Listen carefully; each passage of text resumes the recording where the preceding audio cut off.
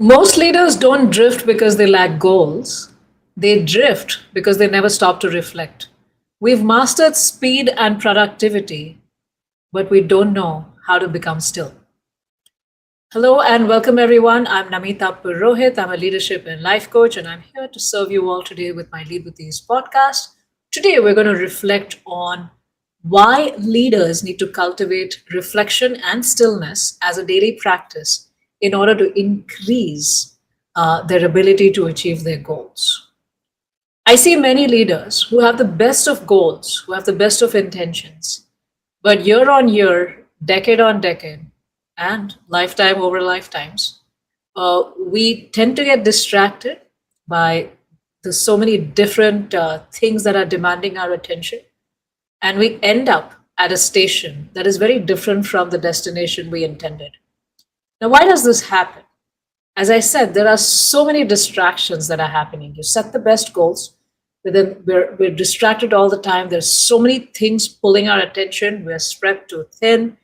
There are many, many conflicting goals and priorities, many responsibilities, and we don't know the art of sitting down and reflecting on our goals. Even when we've set up the best leadership goals, the best personal goals, and the best goals for our teams.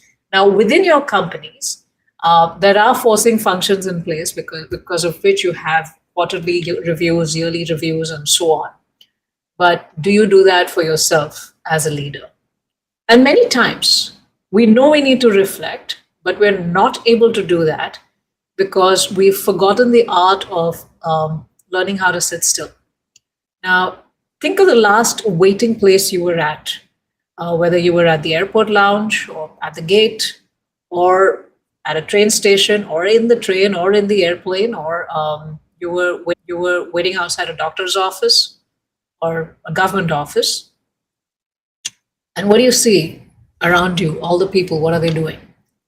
Everyone's into their phone, completely looking into their phone, texting, busy, gaming, watching, listening, doing something, or just very taking pictures and posting and scrolling, doom scrolling on social media, and that's what's happening around you. Now, why is that happening to them? Is because they don't have that inner stillness, which makes them not want to seek anything outside, but it just wants them to continue that state of calm because we're so restless inside. So, and some of us are so disturbed inside, or some of us have such a heavy inner dialogue that we just want to quieten, that we give up on any attempt to trying to cultivate stillness, and we are into our phones or whatever that distraction may be. Now, in the moment, it may be the phone, and over long periods of times, it can be various kinds of distractions that we pursue. Like some of us who don't want to do the inner work, we kind of give ourselves into helping other people because it kind of is a deflection from us doing our own inner work first. Right. So there are many such deflections that one may seek. And this is the age of distraction. This is the age of Kali Yuga, where the environment, the ether itself is so surcharged with so many different things that it becomes very difficult for a human being to become still unless they have cultivated it as a practice. The Bhagavad Gita also describes these distractions that are there and the lack of stillness as the soul being on yantra rudhani mayaya. Krishna talks about this in the Gita. And it's like you're on this device, this machine, this yantra, a very strong device, this machine, a flying machine of Maya, which is continuously distracting you. And this plane is taking you, this machine is taking you in different directions. You're taking in a lot of different sights and sounds, and they're all coming into you as impressions, just like the air carries aromas. And we get conditioned to all of those things that we are watching, and those eventually become distractions in the mind, and distractions in the mind, desires are also distractions in the mind. That we have so many desires, so many things that we want to focus on. And again, as Krishna says in the Bhagavad Gita, Vyavasayatmika buddhi samadhavana vidhiyate, like the resolute determination for spirituality and for whatever you're trying to achieve does not take place when our intelligence is many branched.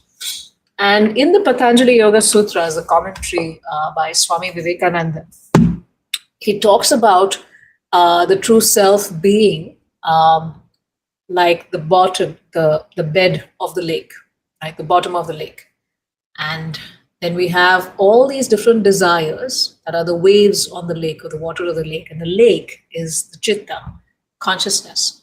Um, and all these different desires and these different distractions, they're called as vrittis in the Patanjali Yoga Sutras.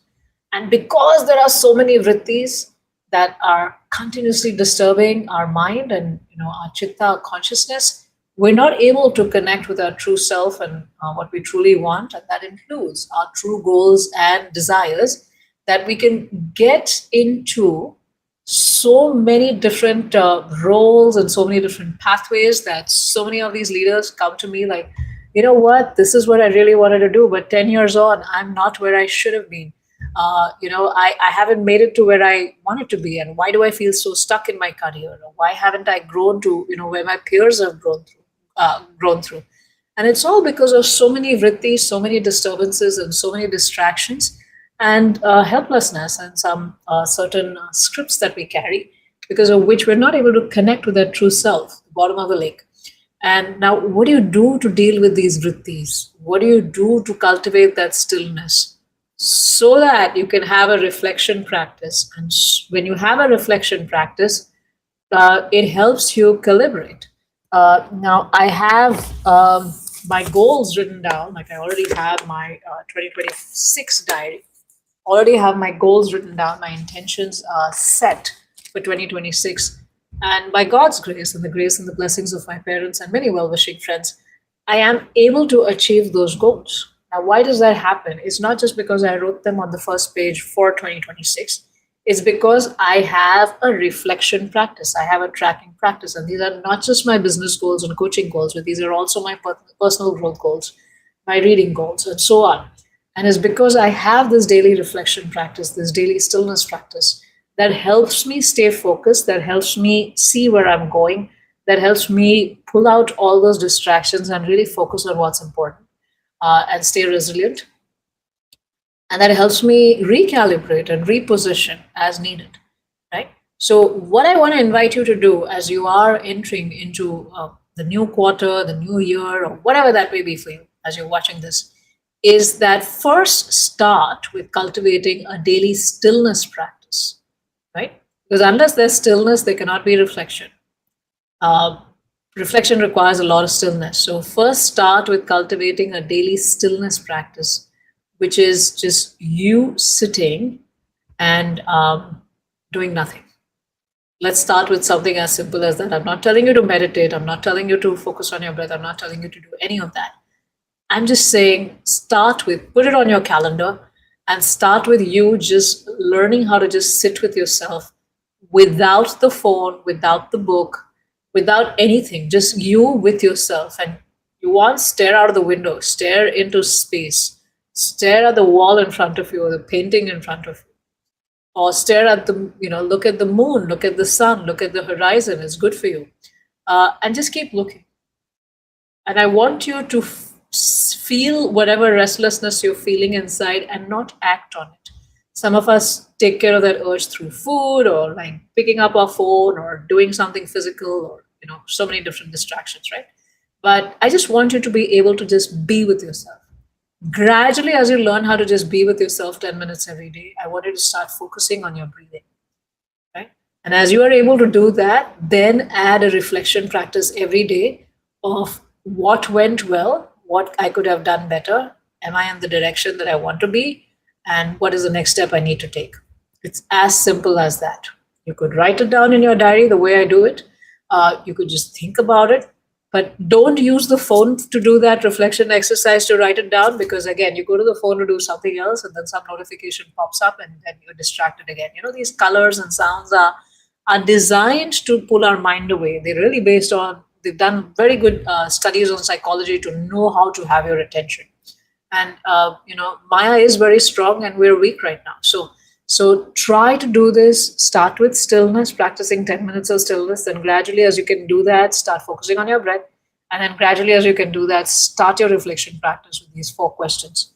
And I'm sure you're going to do wonderful. And for us, some of us, all of us, and even me, it helps us to take support of certain things to help us keep our energies calm. So I also have the calm companion bracelet for you with the amethyst stone and the rose quartz and the black onyx, majorly amethyst, which helps you calm your mind down and helps you keep your third eye and your chakra and third eye chakra, the Agna chakra, in balance. And I also invite those of you who are looking for deeper work, who are looking to grow their leadership, who are looking for accountability, and who are looking for a private council of leaders at your level to grow together and to learn together and grow together and stay accountable to each other. I invite you to join my Lead with Ease circle. Links for all of them are below. And I look forward to seeing you next time.